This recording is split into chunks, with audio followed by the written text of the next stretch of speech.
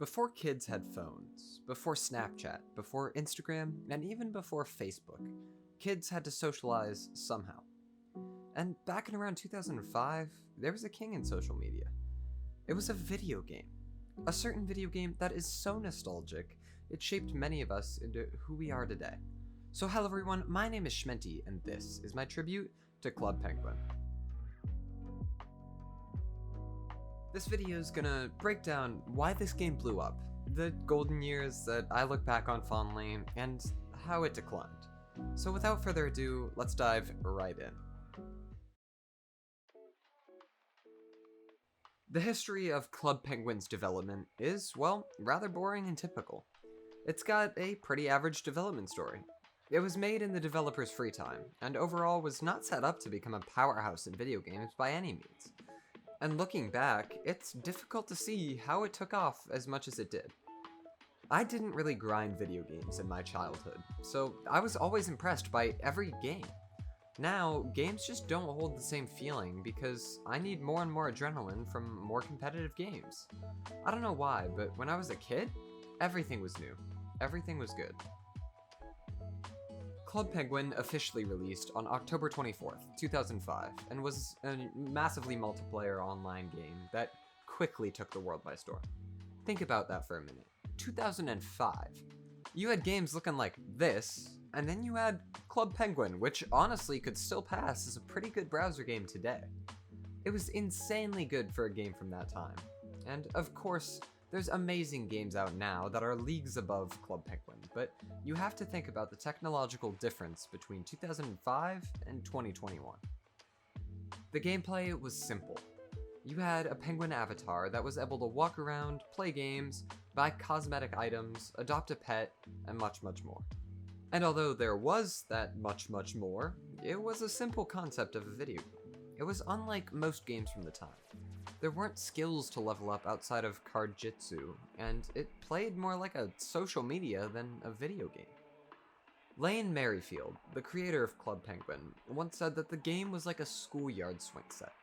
Kids of all ages would gather around certain communal activities, play card jitsu, or just talk with their friends, both in person and the ones that they made here. And that still exists to this day. When I logged into Club Penguin Rewritten to get the footage for this video, I didn't expect that much. I expected to be a shell of the game that I knew. And yet, I still saw one thing continuing. One thing that was there in 2010 when I loved this game, and is still here over a decade later. People were talking. People were conversing. Kids were discussing online school, coronavirus, and the future of Club Penguin. It was heartwarming to see that what I loved this game for still existed today. There may have been a decade between when I was an active player and when these people are active, but that doesn't change the fact that it's an outlet and always will be.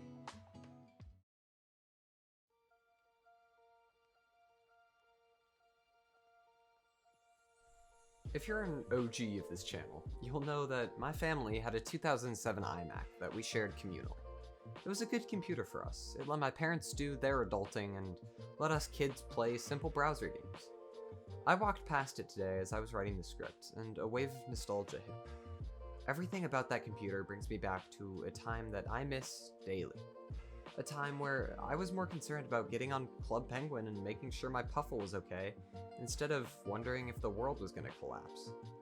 It's a stark reality that life is really better than we think.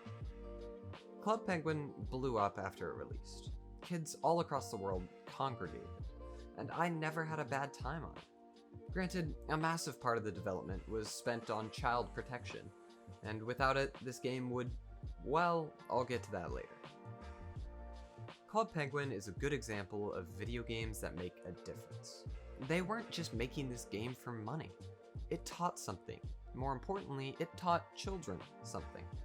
It taught social skills to the kids who were too scared to talk in real life. They were able to hide behind an avatar and be able to speak what they wanted to freely.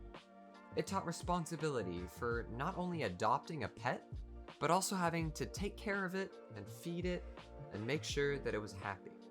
It taught finance with games that paid you and things to buy for yourself, for your Puffle, for your house. And it taught community to an entire generation. This really was the grandfather of role-playing communities. From dates in the pizza parlor to card jitsu against some of my friends, this game is nothing without the community. And revisiting Club Penguin Rewritten, it's really easy to feel alone. It's really easy to feel alone around a lot of people. Obviously, the devs of Club Penguin Rewritten are trying everything they can do to make it seem like the original game. But the fact of the matter is, it never will. It's not the same anymore. The golden years of Club Penguin were my childhood. It was there when I first figured out what video games were, and didn't get taken down until 2017. This game is something special. Something I have never seen anywhere else. It's the only game where during its life, the community was never bad. It was never looked down upon like Minecraft or Roblox. And I say during its lifespan because things do get a little shady after the game was shut down, but again, I'll touch on that later. Unlocking memories I forgot is probably my favorite part about this channel. I force myself to look back on the old days and reminisce. To all of you who were part of Club Penguin, you know exactly what I'm talking about when I say this game is unlike anything else. It's not the one with the best graphics, and it's definitely not the one with the best gameplay, but it hooks you into a community that taught me the internet was not just the bad place I had heard about. I knew that there were malicious people on the internet, but Club Penguin holds nothing but good intentions, at least from my memories. I would make friends there. I didn't care who they were, where they were from. I made friends across continents. As long as we could visit each other's igloo, throw snowballs at each other, and play card games, I didn't care. The community made this game what it was.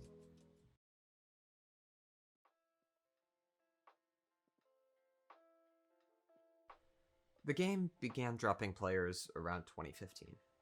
I won't dive into the nitty-gritty details here, but the game was shut down on March 30th, 2017. There's videos I've watched countless times that perfectly portray what this community was about. It was about love. It was about growing up together in a virtual space that made life better. And I miss it daily. I remember the day that it was shut down. It was shocking to me. I didn't realize just how long this game had been around. It outlasted so many other games, and I hadn't heard of anything else like it. After the official game was shut down, there were other sites uploading the game that people could play on. These, however, for the most part, didn't really care about child safety. And so there were a lot of malicious people that rose to power, specifically on Club Penguin Online. I won't dive into it in this video because I want the video to focus on the good parts, but if you want me to make a video about it, let me know in the comments, and there's a ton of already great videos on YouTube about the subject. The game may be over, but these memories will last me forever. To everyone who was a part of the community around this game, thank you. Thank you for growing up with me, for talking with me, and for supporting a community filled with love. Thank you all so much for watching this video, and waddle on, my friends.